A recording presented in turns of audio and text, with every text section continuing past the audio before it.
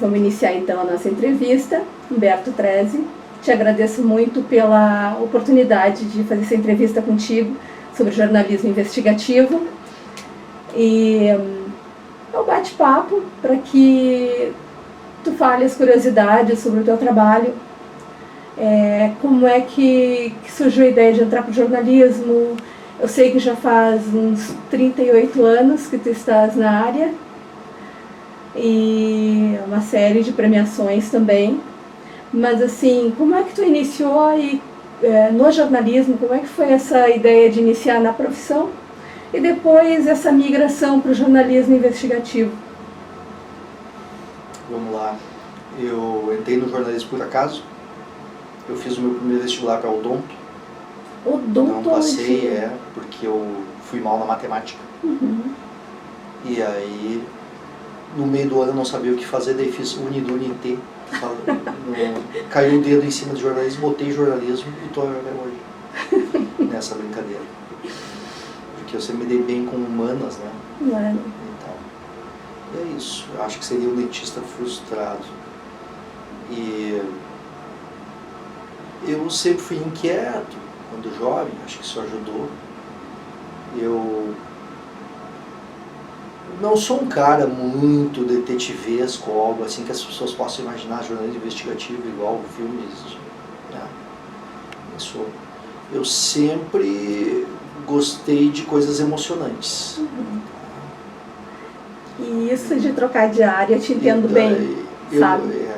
Que eu fui química durante 10 anos e eu entendi que mais um pouquinho adiante eu seria uma química frustrada. Então eu decidi entrar para a comunicação. Opa, que interessante.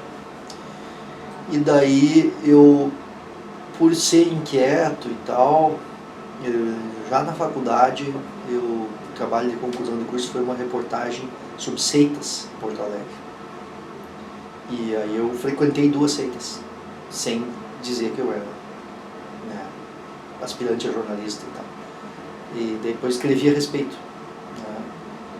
Eu fui um dos. Cada aluno pegou 1 ou 2 seitas, eram vários alunos. Uma cadeira na FAMECOS, eu sou formado na FAMECOS, na PUC. Mas como é que tu chegou até essa seita, assim? Ficou sabendo que existia? Sabia, né? Leitura e tal. E a aceitação? Uma era a TFP, Terção Família e Propriedade, católica e tal. E a outra era a seita Moon, que eu frequentei umas reuniões. Uma seita coreana, as duas de extrema direita. E é isso. Daí, depois eu peguei a primeira vez o emprego, tinham fechado os grandes jornais em Porto Alegre. Eu fui trabalhar no jornal em Guaíba, e lá em Guaíba chamou a atenção dos chefes lá que tinha uma fila enorme para atendimento do SUS ou algo assim. E aí eu fui lá fazer a matéria sobre atendimento do SUS e descobri que era fila, não era virtual, né? Na época era real a fila. As pessoas ficavam na frente dos postos. E aí eu descobri que tinha venda de lugar na fila.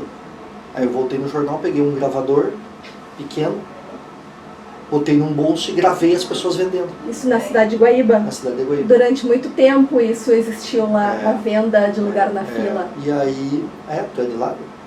Morei por 14 anos em Guaíba. E aí, aquilo foi uma capa do jornal lá e tal, e daí descobri que eu tinha uma certa vocação para esse tipo de coisa.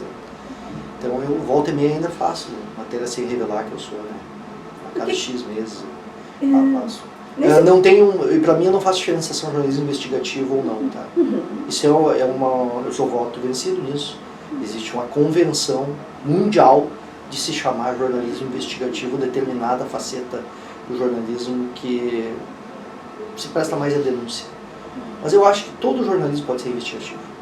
Até o não denúncia. Concordo contigo, tudo envolve uma pesquisa. Isso. Mas quando fala em investigativo, dá uma ideia daquela coisa de oculto.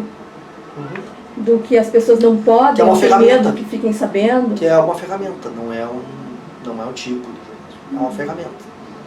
Usar a câmera oculta, o gravador oculto é uma ferramenta. Uma das matérias mais gostosas que eu li, não perdi contato até com a autora, ela era gaúcha, morava em Santa Catarina, tinha o título chamado Vera Antes de Vera, era sobre a vida da Vera Fischer. antes da Vera Fischer ser Miss Brasil. Quem é a Vera que era conhecida em Blumenau? Então, achei muito interessante. Ela fez um perfil da Vera desconhecida. Como é que ela era quando adolescente, como é que ela era na vida antes de se tornar famosa, atriz de cinema e TV. Investigação, não é denúncia. Investigação. Mas não é denúncia. No caso, seria uma biografia não autorizada. Isso, não falou com a Vera. Só com gente que conheceu a Vera. Interessante. É uma investigação não denúncia. Falando assim, alguns jornalistas de investigação acabam sofrendo represálias, Sim. processos. Tu já sofreu algum processo por causa de trabalho, por conta de alguma matéria que tu tenha feito? Sim. Já perdi a conta. Já perdeu a conta? Sim. Semana que vem tem uma audiência, outra. Eu, média, 2 audiências por ano devo ter. 2 audiências de processos diferentes por ano. Em 37 anos de profissão, devo ter uns 70. Entre processos, a maioria contra a empresa, não contra mim. Alguns contra mim também. E alguns criminais. A maioria deles é cível. Sabe a diferença? O processo cível é pedido de indenização. Indenização. Ossos do ofício? É o que eu te diria que é a maior pedra no sapato da investigação jornalística hoje em dia. É a pressão financeira para que as pessoas parem de fazer denúncia. Sim. Mais do que a criminal.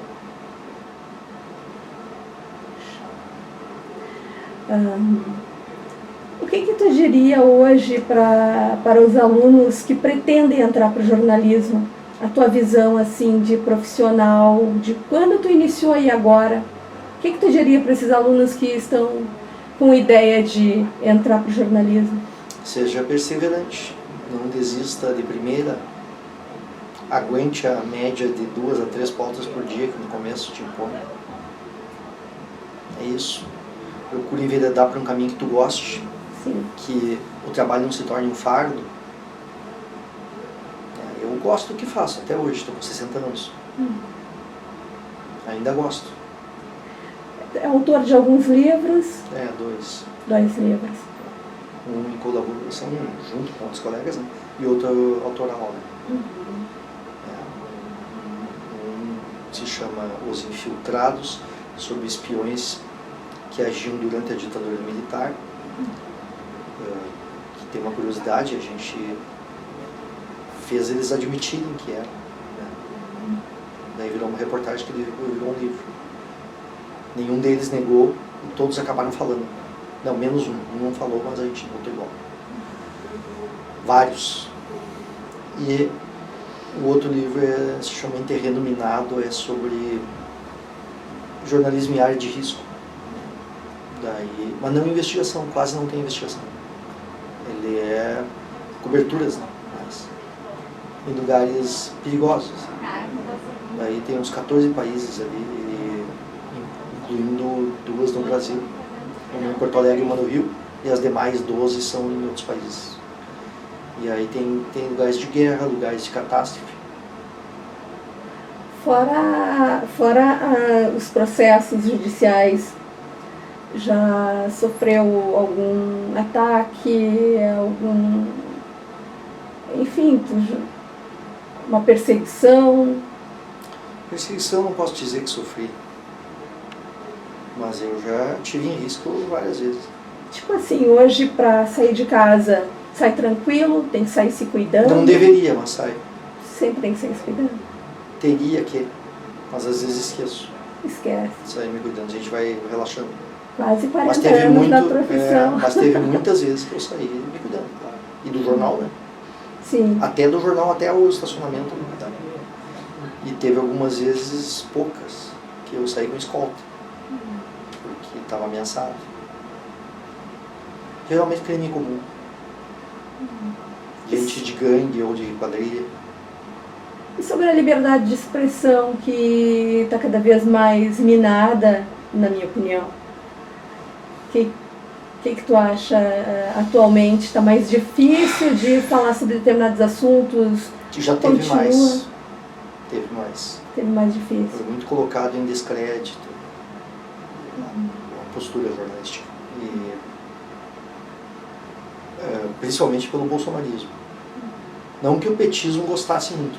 No passado, os petistas também reclamavam muito da imprensa e chamavam a gente de mentiroso. E tal, assim. Mas o pessoal do bolsonarismo é mais agressivo. Estou falando isso sem nenhum problema, porque eu, na realidade, eu tento não me alinhar muito politicamente. Mas, assim, ambos agiram em algum momento, essas ambas correntes, agiram colocando em descrédito a mídia, tá? Na medida em que vão virando governo.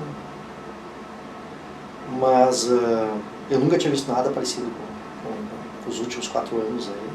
Tentativa deliberada de minar qualquer credibilidade dessa, desdém do governo para qualquer questionamento que a imprensa fizesse. Preferia se dirigir às redes sociais direto, sem responder aos questionamentos da mídia.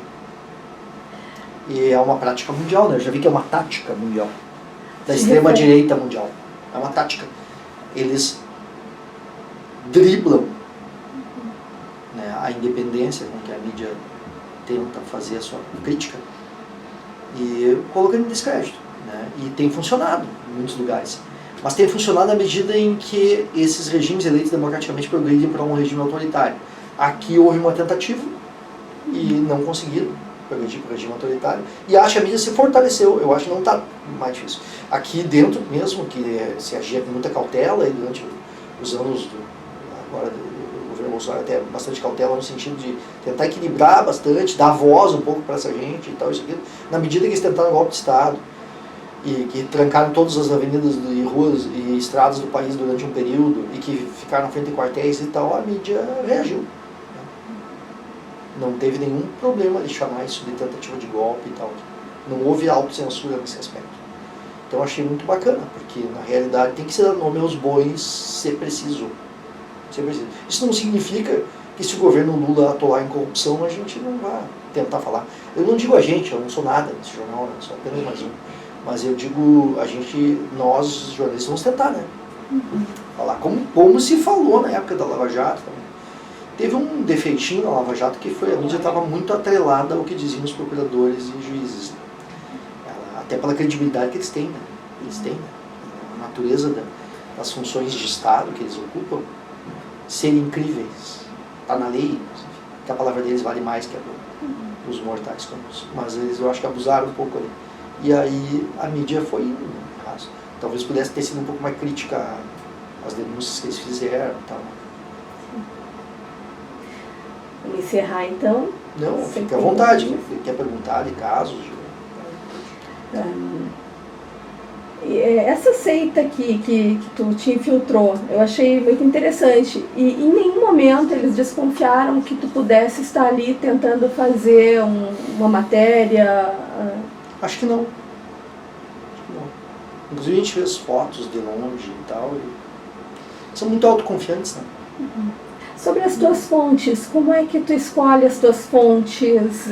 Tem fontes fixas? Como é que é essa escolha para confiar na palavra da fonte? A maioria é ela que escolhe, não tu que escolhe elas. As fontes vêm até ti? Procuram, sim, pelo nome, por e-mail, por indicação de alguma pessoa que já foi entrevistada por ti.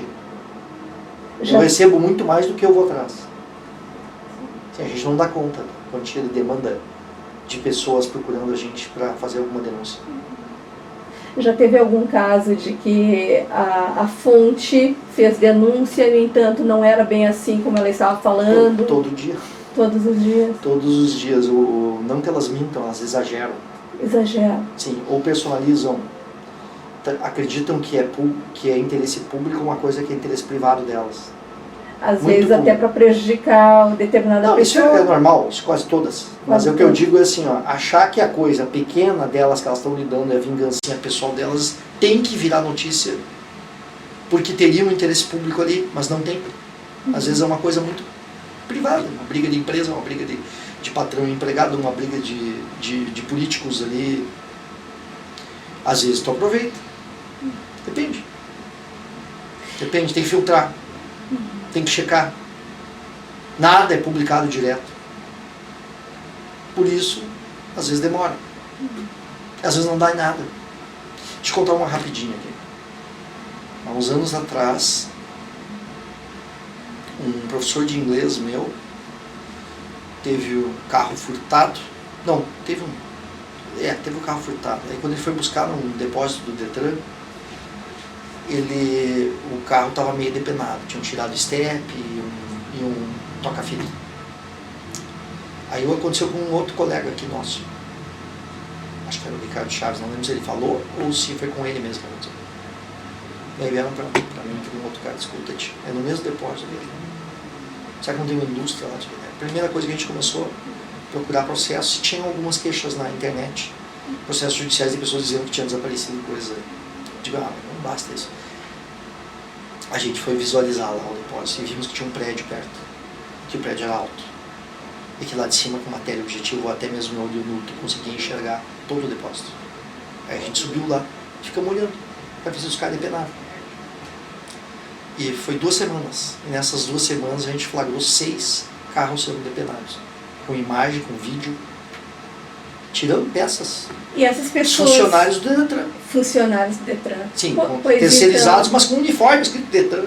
Pois pertenciam ao Detran? Não é que o Detran, esses depósitos são terceirizados. É que nem a autoescola, é terceirizado também, mas são considerados funcionários públicos, porque na realidade, apesar de serem contratados pela estatal, eles usam o uniforme da estatal e são funcionários do Detran. E daí a gente flagrou, mas isso a matéria estava pela metade. Aí tivemos a ideia de, acho que algum editor chegou e disse, mas e quem são essas pessoas que foram roubadas? Grande. Aí pegamos pela placa dos carros e fomos atrás das pessoas. E todas que a gente procurou achavam, quando o carro foi devolvido depois.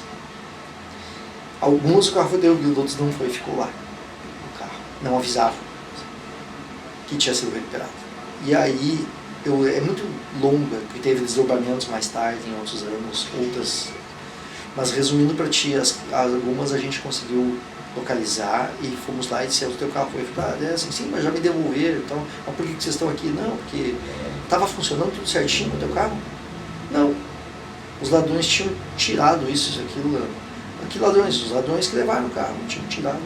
Tu tem certeza que foi eles? Aí a gente mostrava um vídeo do funcionário. Aí a gente levou isso aí para a cúpula do Detran. E aí eles fecharam o depósito temporariamente, fizeram uma vistoria, acharam entre 30 e 40 carros que tinham sido depenados. Porque eles cotejaram com as fotos da entrada deles e depois foram olhar como é que estavam os carros lá dentro. Porque tem que fazer foto quando entra.